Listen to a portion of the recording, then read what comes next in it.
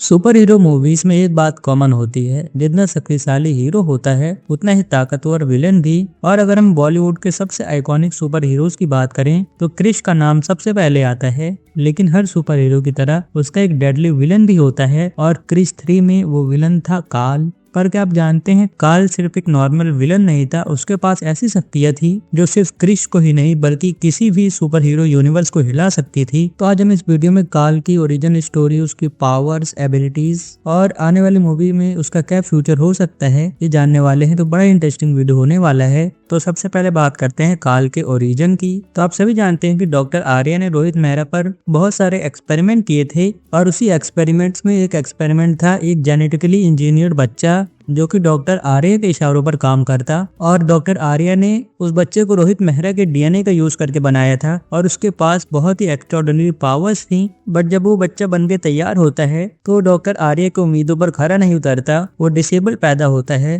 तो फिर डॉक्टर आर्या उसे मारने का हुक्म देते हैं, लेकिन जो डॉक्टर आर्या के एम्प्लॉइज थे उसे मारने के बजाय एक ऑर्फनेज में छोड़ देते हैं। और वही जेनेटिकली इंजीनियर्ड बच्चा था काल। और काल के पास हमेशा एक सवाल था कि उसके पास ऐसी शक्तियां क्यों हैं। और धीरे धीरे काल अपने साइंटिफिक एक्सपेरिमेंट्स के जरिए अपने आप को ठीक करने के लिए कैसे डीएनए का कॉम्बिनेशन बना रहा होता है ताकि उसकी बॉडी नॉर्मल हो सके। और इसी एक्सपेरिमेंट्स में उसने कई सारे म्यूटेंट्स बनाए थे जिनको उसने नाम दिया था मानवर्स, जो कि काल के डीएनए और जानवरों के डीएनए के कॉम्बिनेशन से बने थे। इससे एक बात तुम्हें पता चलती है काल कितना ज्यादा साइंटिफिक जीनियस था। और अपने रिसर्च को आगे बढ़ाने के लिए उसने एक ऐसा डेडली वायरस बनाया था जो कि सिर्फ काल के डीएनए से ही क्योर हो सकता था। और इसी का यूज करके उसने दुनिया भर में तबाही मचाई थी। और जब उसे पता चलता है कि उसके बनाए गए वायरस का क्योर मिल गया है तो उसके मन में पहली बार सवाल उठता है उसका डीएनए किसी और की बॉडी में कैसे हो सकता है। और यहीं से वो रोहित मेहरा की तलाश शुरू करता है और अपने मानवर की आर्मी को रोहित मेहरा को पकड़ने के लिए भेजता है। और उस मानवर की आर्मी में सबसे पावरफुल थी काया, जिसे काल ने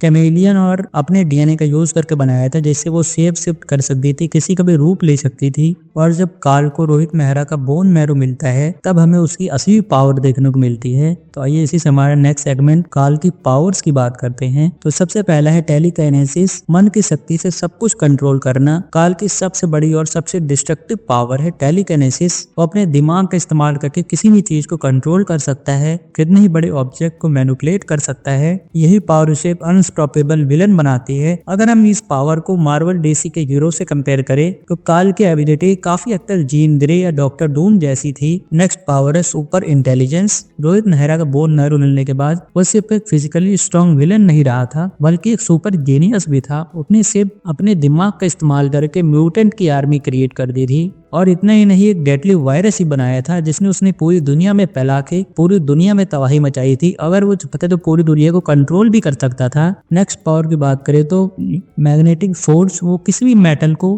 कंट्रोल कर सकता था, उसे मैनिपुलेट कर सकता था। और इसी का इस्तेमाल करके उसने एक काफी पावरफुल आर्मर बनाया था जो कि उसे बुलेट्स के अटैक से भी इम्यून करते थे। और वो डिफरेंट मेटल्स का इस्तेमाल करके वेपन्स भी बना सकता था। नेक्स्ट अगर हम बात करें तो फ्लाइट, जैसे हमने क्रिश 3 में देखा है, जब काल को रोहित मेहरा का बोन मैरो मिल गया था तो हवा में जो उड़ सकता था। नेक्स्ट है सुपर स्ट्रेंथ। क्रिश और काल का फाइनल बैटल दिखाता है काल की फिजिकल स्ट्रेंथ भी एक सुपर ह्यूमन लेवल पर थी और काल ने क्रिश को लगभग मार ही दिया था। अगर रोहित मेहरा अपनी पावर स्पेस में ट्रांसफर नहीं करता तो काल को हराना बहुत ही मुश्किल था। अगर हम फ्यूचर पॉसिबिलिटीज की बात करें तो क्रिश यूनिवर्स का एक्सपेंशन हो सकता है और अगर ऐसा होता है तो काल की वापसी पॉसिबल है। सबसे पहली थ्योरी है रीजनरेशन थ्योरी। काल का डीएनए अब भी कहीं न कहीं एग्जिस्ट कर सकता है। दूसरा है क्लोनिंग एक्सपेरिमेंट, उसके जेनेटिक एक्सपेरिमेंट उसे फिर से जिंदा कर सकते हैं। एंड तीसरा है मल्टीवर्स कॉन्सेप्ट। अगर क्रिश 4 एक मल्टीवर्स क्रॉसओवर होती है तो काल वापस आ सकता है। ये थी कंप्लीट स्टोरी ऑफ